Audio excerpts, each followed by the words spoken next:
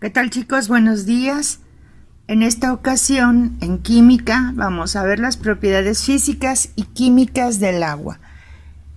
¿Qué espero que tú aprendas? Pues eso, que conozcas algunas propiedades del agua.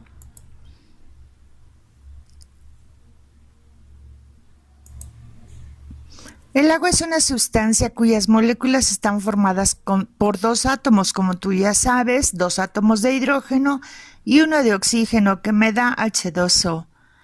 La naturaleza fisicoquímica del agua, así como su abundancia y distribución, hacen que esa especie química, la más importante de todas las conocidas, el agua cubre el 71% de la superficie de la corteza terrestre.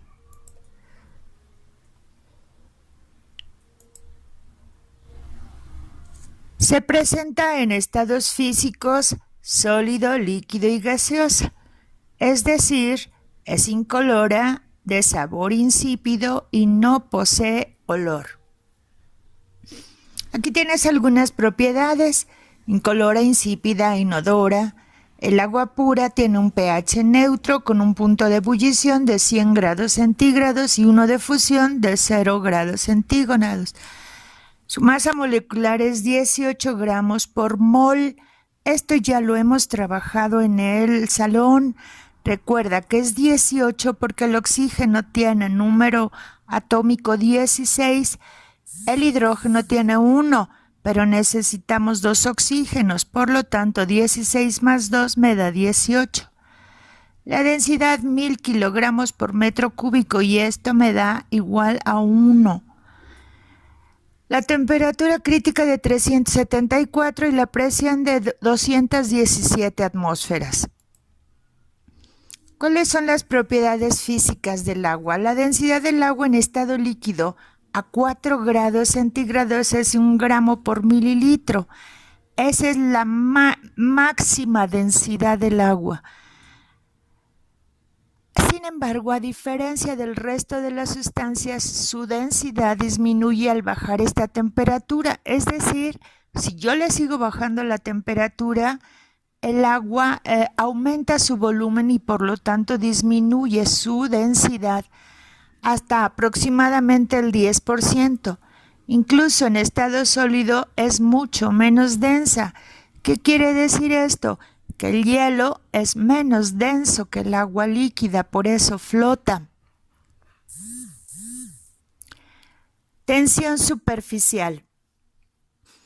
El agua tiene una gran atracción entre las moléculas de su superficie, creando algo llamado tensión superficial. La superficie del líquido se comporta como una película capaz de alargarse y al mismo tiempo ofrecer cierta resistencia al intentar romperla.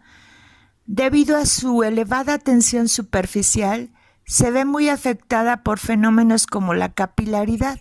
Las gotas de agua son estables también debido a su alta tensión superficial, que significa que en la superficie se forma una especie de red que impide la entrada de algunos objetos. Y esa es la razón por la cual observas en la figura el mosquito que es capaz de posarse sobre la superficie del agua sin que pueda hundirse. La viscosidad, alguna vez ya hablamos de lo que era viscosidad, pero lo recordamos. La viscosidad es la capacidad de un fluido para pasar por un tubo.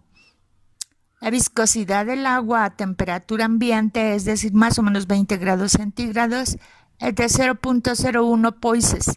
En el punto de ebullición, 100 disminuye hasta 0.0028 poises. Por lo tanto, se deduce que la viscosidad del agua disminuye con el aumento de temperatura. Y en relación con la presión, la viscosidad decrece al aumentar la presión, siendo el único líquido conocido que tiene esta anomalía. En palabras más simples, el agua fluye menos rápido cuando es líquida que cuando es vapor. Si yo la tengo a 100 grados centígrados, es vapor, por lo tanto fluye mucho más rápido a través de un tubo conductor. La compresibilidad es la calidad de compresible, es decir, que podamos reducir el volumen. La compresibilidad del agua tiene un gran interés, ya que si la misma fuese cero, el nivel de las aguas de mar en la Tierra estaría aproximadamente 40 metros más alto, por lo que el área total de las tierras sin sumergir se reduciría a la mitad. ¿Qué significa? Que el agua sí puede comprimirse en grandes cantidades como son los océanos. Sin embargo, si tú ves la imagen, verás que un líquido es poco compresible, sí, pero no podemos comparar el volumen que hay dentro de esta jeringa con el volumen de todos los océanos. Así es que sí tiene cierta compresibilidad. Pequeña, muy pequeña, pero sí la hay. Conductividad térmica.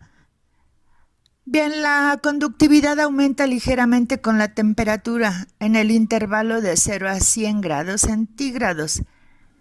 Fíjate bien qué significa esto. Significa que cuanto más caliente está el agua, más fácilmente transmite el calor.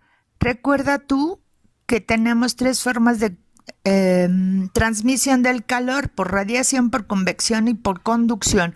Pero en este caso el agua requiere grandes cantidades de calor para poder calentarse. Es decir, el agua es o tiene una conductividad térmica muy baja, ¿sí?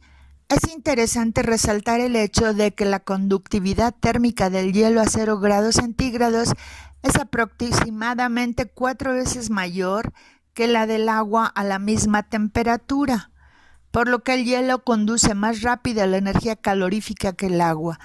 Sí, el agua líquida requiere absorber gran cantidad de calor para calentarse, es decir, conduce poco el calor. Velocidad del sonido en el agua.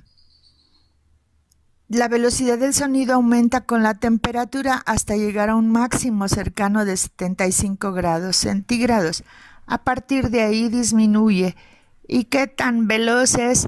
Es ciertamente más veloz que en el aire. En el aire tenemos 340 metros sobre segundo como velocidad del sonido. En el agua es mayor esta velocidad. Propiedades químicas. Los anhídridos u óxidos ácidos reaccionan con el agua y forman oxiácidos. Los óxidos de los metales u óxidos básicos reaccionan para formar hidróxidos. Esto lo vimos en clase. Recuerda que vimos que los no metales con el agua forman óxidos no metálicos y los óxidos no metálicos forman ácidos. También vimos que los óxidos metálicos, al reaccionar con el agua, formaban hidróxidos. ¿Recuerdas la práctica de la cinta de magnesio que quemamos y que producía una gran cantidad de luz? Que las cenizas, por decirlo así, las pusimos en un vidrio de reloj y luego les agregamos agua, y para demostrar que era un hidróxido le pusimos fenolftaleína. Si se ponía rosa, entonces hablábamos de un hidróxido. Muchos óxidos no se disuelven en el agua, pero los óxidos de los metales activos se combinan con gran facilidad. ¿Qué quiere decir esto? Significa que los óxidos metálicos se combinan con gran facilidad con el agua y esto me va a dar origen a la corrosión. Algunos metales descomponen el agua en frío y otros lo hacen a temperatura elevada. El agua reacciona con los no metales, sobre todo con los halógenos, formando ácidos llamados hidrácidos.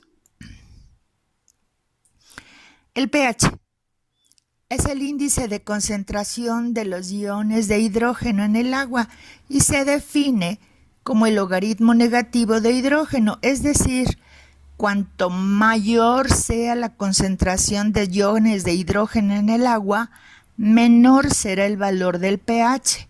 Si tú observas la gráfica, en un agua ácida tenemos una gran concentración de iones de hidrógeno. El agua pura tiene un pH de 7.0. El agua con un nivel de pH menor a eso se considera agua ácida y es mayor a 7, se considera alcalina o base. El pH del agua potable natural debe ser entre 6.5 y 8.5. Las fuentes de agua dulce con un pH inferior a 5 o mayor a 9.5 no soportan la vida vegetal ni especies animales, es decir, son aguas muy ácidas o aguas muy alcalinas. Dureza. Se le llama dureza del agua a la concentración de minerales que hay en una determinada cantidad de agua. Se calcula a partir de la suma de las concentraciones de calcio y magnesio existentes, calculadas en miligramos por cada litro de agua, que puede ser expresado en concentraciones de carbonatos de calcio. Mira, aquí tenemos en la imagen, la dureza es una característica química del agua que está determinada por el contenido de carbonatos, bicarbonatos, cloruros, sulfatos y ocasionalmente nitratos de calcio y de magnesio. Actividad. Elabora un mapa conceptual con las características físicas y químicas del agua y reenvíalo rotulando el archivo con tu nombre, grupo, materia y fecha de video. Eso es todo por hoy, chicos. Nos vemos. Bye.